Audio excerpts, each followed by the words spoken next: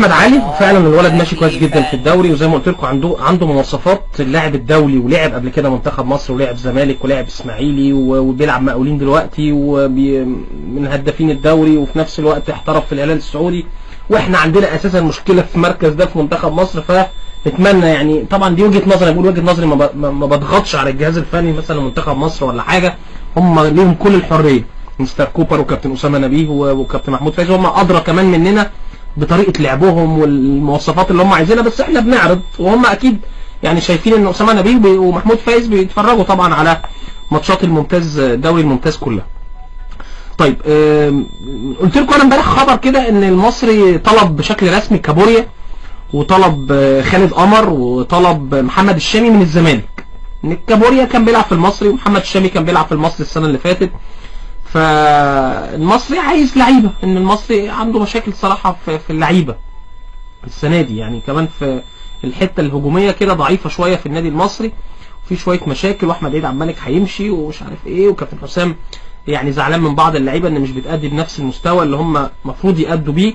فالمصري طلب من الزمالك امبارح زي ما قلت لكم، او من فتره يعني من 4-5 ايام كده بشكل رسمي، كابوريا ومحمد الشامي وخالد قمر، وكان برضو بيفكروا في يوسف اوباما، بس يوسف اوباما اللي عايزينه الاتحاد السكندري، ان برضو يوسف اوباما كان نجم الاتحاد السكندري السنه اللي قبل اللي فاتت، ولكن الزمالك رفض، قال لك لا انا متمسكين بمحمد الشامي جدا. وخلي بالكم الزمالك دافع فلوس كتير قوي في محمد الشامي وعبد الله جمعه من امبي، الزمالك اشتراهم من امبي مش عارف 21 مليون الاثنين ولا 22 مليون، ارقام كبيره جدا. فالزمالك بيقول لك لا يعني محمد الشامي احنا عايزينه وخليه معانا، يعني هيكون متواجد في الفتره اللي جايه، رغم انه ما بيلعبش مع الزمالك الفتره اللي فاتت. خليني افكركم تاني بال20 لعيب اللي اختارهم مستر نيبوشا لمباراه الزمالك. قائمه الزمالك النهارده: احمد الشناوي وعمر صلاح، محمد مجدي وعلي جبر ومحمود حمدي الونش وحازم امام ومؤيد العجان، طارق حامد، دونجا ومحمد اشرف رؤى واحمد توفيق وعبد الله جمعه واحمد مدبولي ومحمد ابراهيم ويوسف اوباما وصلاح عاشور واشرف مونجو ومحمد الشامي وكاسونجو ورزاق سيسي. وكان نيبوشا اختار معروف يوسف، ولكن استبعدوا ان المفروض طبعا ما ينفعش يختار 4 لاعبين اجانب في مباراه واحده، فانتوا عارفين الزمالك فيه رزاق سيسي وفي كاسونجو وفي اشرف مونجو وفي معروف يوسف، فنيبوشا فضل ان هو يستبعد معروف يوسف من قائمه مباراه الاتحاد السكندري. مستر مكيدة كمان افكركم بالقائمه اللي اختارها: 18 لعيب: الهاني سليمان ورضا السيد في حراسه المرمى، محمود شعبان ومحمد بازوكا، محمد عطوه ومروان النجار، محمد عادل ونور السيد وعاشور الادهم وكابونجا، محمود كابونجا، رمزي خالد الغندور، محمد علي منصر لاعب التونسي، وفوزي الحناوي ومحمد ناجي جدو، حسام باولو، احمد الالفي، محمد عبد المجيد. وافكركم برضو ان مانوتشو اللاعب الايفواري واخطر مهاجمين في نادي الاتحاد السكندري هيغيب عن مباراة النهاردة بسبب الإيقاف، عنده 3 إنذارات. تشكيل متوقع بالنسبة لنادي الزمالك: أحمد الشناوي في حراسة المرمى، مؤيد العجان ناحية الشمال، حازم إمام ناحية اليمين، محمود حمدي الونش وعلي جبر في قلب الدفاع. في نص الملعب محمد أشرف رؤى ودونجا محمود عبد العاطي وطارق حامد وعبد الله جمعة، أحمد مدبولي، كاسونجو. ده التشكيل الأقرب بالنسبة لنادي الزمالك. محمد ابراهيم النهارده ممكن ما يبداش، هنشوف، يعني ده التشكيل الاقرب بالنسبه لنادي الزمالك. محمد مصلحي رئيس نادي الاتحاد السكندري اعمل جلسه امبارح مع الجهاز الفني واللاعبين داخل معسكر نادي الاتحاد، وقال لهم لا لازم تشدوا حيلكم شويه، موقف الاتحاد وحش، عايزين نكسب الزمالك بكره، ولازم تبقوا يعني على قد المسؤوليه وتشرفوا جمهور الاتحاد السكندري. ويعني عمل اجتماع جامد جدا امبارح، المجلس كله، مجلس نادي الاتحاد برئاسه محمد مصلحي، عمل جلسه مع لعيبه الاتحاد والجهاز الفني في الفندق المعسكر، ويعني قال لهم ان اسكندريه كلها النهارده بتشجعكم ولازم تفرحوا الاسكندرانيه النهارده امام الزمالك. محمود علاء لاعب الزمالك طبعا اتعور في التمرين ومش هيكون موجود في مباراه النهارده، وهيرجع او هيلحق مباراه المقاولين العرب المباراه القادمه للزمالك بعد الاتحاد السكندري. الزمالك برضو بيرفض رحيل علي فتحي نهائيا في الشتاء. عارفين علي فتحي متأيد في الزمالك، كان بقاله فترة كبيرة جدا مصاب، ورجع بقى خلاص بدأ يرجع ويعني أصبح جاهز للمشاركة. ففي بعض العروض جاية لعلي فتحي، ولكن الزمالك بيقول لك لا أنا ما عنديش باك ليفت، لازم علي فتحي يكون موجود. الزمالك بيجدد طلبه في التعاقد مع إبراهيم حسن لاعب النادي الإسماعيلي، وبرضه طالب محمد عواد حارس المرمى، وانا بقول لكم الاسماعيلي مش هيوافق. النهارده المسؤولين في نادي الزمالك حطوا اسم هاني العتال نائب رئيس نادي الزمالك في كشوف الحاضرين لمباراة الزمالك امام الاتحاد السكندري. كان الفترة اللي فاتت من بعد الانتخابات كان مجلس الزمالك ما بيحطش اسم هاني العتال في الماتشات، وده طبعا كان غلط. لكن بدأت الامور يعني ايه النهارده حاجة كويسة، نتمنى يا رب المشاكل ما تكونش موجودة. والنهارده حطوا اسم هاني العتال كنائب رئيس نادي الزمالك في الكشف بتاع الماتش، كشف الحضور المباراة.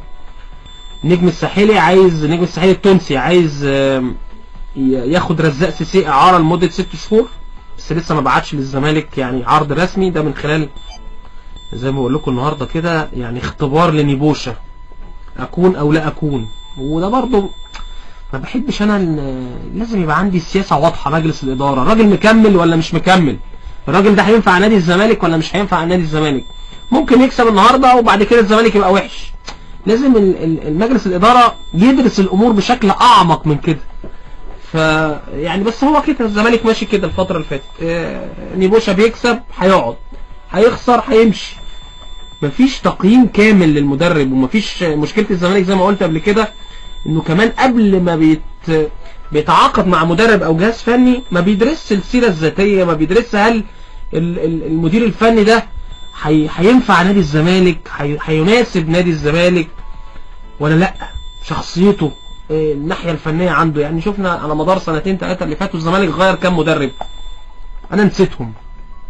جاب فيريرا، وجاب فيريرا ده كان افضلهم، وجاب باتشيكو، وجاب الراجل بتاع ماكليتش ده بتاع اسكتلندا، وجاب الراجل بتاع برازيلي ده اسمه ايه اللي هو كان جاي من الامارات ده كيتا، ومسك احمد حسام ميدو وحازم امام وكابتن محمد صلاح وناس كتير، ومؤمن سليمان وكابتن محمد حلمي وناس كتير جدا جدا جت الزمالك وراحت من الزمالك ومشيت من الزمالك ورجعت تاني. واللي بستغرب له ان في ناس بتمشي ويقول لك ده وحش قوي ومش عارف ازاي ومش عارف ايه ومسك الزمالك ازاي، وبعدين يروحوا مفاوضينه تاني بعد ما الامور يعني قالوا لي ان هم فاوضوا باتشيكو البرتغالي بعد ما مشوه، قال لك ده الهارب ومش الهارب، وكلموه من الفتره اللي فاتت، والراجل قال لهم ماشي ممكن ارجع.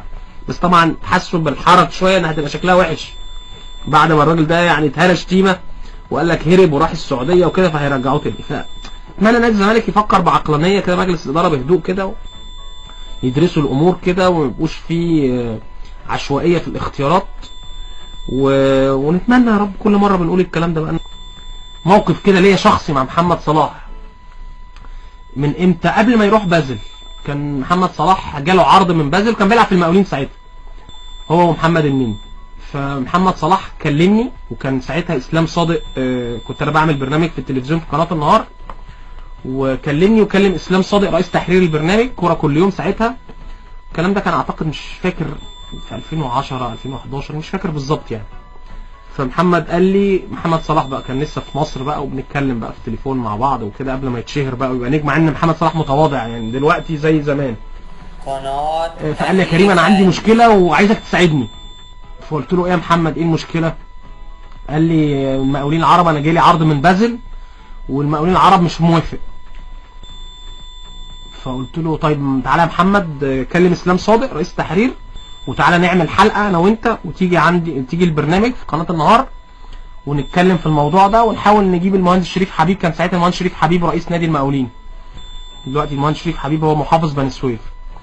فالمهم محمد صلاح جاي لي الحلقه في البرنامج في التلفزيون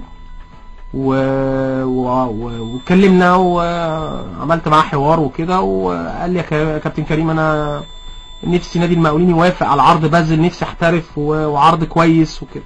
فالمهم اسلام صادق رئيس التحرير ساعتها راح جايب لي المهندس شريف حبيب على التليفون. كان ساعتها المهندس شريف حبيب رئيس نادي المقاولين. فقلت له يا باشمهندس يعني محمد صلاح جاي له عرض من بازل حضرتك مش موافق ليه؟ قال لي يا كريم العرض صغير ويعني يصبر هيجي له حاجه احسن من كده. قلت له دي فرصه كويسه لمحمد صلاح ونتمنى ان حضرتك توافق والكلام ده. ومحمد كمان كلمه على التليفون يعني اثناء المداخله واحنا في البرنامج، قال له يا باشمهندس والنبي وافق ونفسي اخد لا. فقال له طيب خلاص يا محمد تعالى لي بكره المكتب في نادي المقاولين الصبح وانا هخلص لك الموضوع ده وهوافق لك على العرض. المهم محمد صلاح خلصنا الحلقه كان سعيد جدا طبعا. وتاني يوم راح نادي المقاولين العرب وقعد مع المهندس شريف حبيب، وجي وفد من بازل السويسري ومحمد نادي المقاولين وافق، ومحمد صلاح انتقل لنادي بازل، بس زودوا بعض البنود كده في العقد، منها ان مش عارف كان 20 او 25% لما نادي بازل يبيع محمد صلاح لنادي اخر، نادي المقاولين يحصل على 20% او 25% من الصفقه. فساعتها كان الحمد لله الحلقه دي كانت سبب من الاسباب الرئيسيه ان محمد صلاح ينتقل من المقاولين العرب لنادي بازل. ومحمد صلاح لعيب متواضع ولعيب مؤدب جدا ومحترم جدا وعارف شغله. وخلي بالكم في لعيبه بتروح اوروبا بتتبهر باضواء اوروبا والبنات والسهر والعيشه في اوروبا والكلام ده. محمد صلاح مش كده، محمد صلاح راجل عارف شغله بيتقي ربنا. ساعتها المقاولين وافق على انتقاله لبازل، انتقل لبازل كسر الدنيا في سويسرا. وكان محمد بيكلمني على طول من سويسرا يقول لي انا بشكرك كابتن كريم ومش عارف ايه والحمد لله الحلقه كانت سبب ان النادي المقاولين يوافق. والحمد لله شفت محمد صلاح ربنا كرمه دلوقتي وبقى من افضل اللعيبه في العالم. خلي بالكم دلوقتي بدون مبالغه بيتقال ليونيل ميسي، كريستيانو رونالدو، اللعيبه الكبار في العالم، وتلاقي محمد صلاح بيجي بعديهم. محمد صلاح هو هداف الدوري الانجليزي، العالم كله بيتكلم على محمد صلاح. خلي بالكم ريال مدريد وبرشلونه بيفكروا في محمد صلاح الفتره اللي جايه، بس ربنا يا رب يبعد عنه الاصابات ويفضل مركز كده زي ما هو. محمد صلاح شخصيته رائعه. محمد صلاح وهو صغير تعب كتير وشقي، وكان بينتقل من قريته في بسيون، كان قريه اسمها نجريد اعتقد، ووالده ووالدته يوصلوه التمرين ويجي ويروح ويتمشى ويمشي مش عارف على رجله ساعه ونص، ويركب 4 مواصلات كافح لغايه ما وصل. ما حدش بيوصل كده بالسهوله خلي بالكم. ولما راح سويسرا كسر الدنيا، وكان احسن لعيب في سويسرا لمده 2-3 وخد مع بازل الدوري هناك الفتره اللي لعبها كلها، ولعب دوري ابطال اوروبا وعمل ماتشات جامده جدا ضد الفرق، وبدا يتعرف لغايه بعد كده ما راح تشيلسي في انجلترا. كانت الخطوه سريعه شويه، ما لعبش كتير مع تشيلسي، راح انتقل لفيورنتينا الايطالي كسر الدنيا، وبعدين راح نادي روما كسر الدنيا، وزي ما انتم شايفينه دلوقتي رجع على ليفربول ومكسر الدنيا.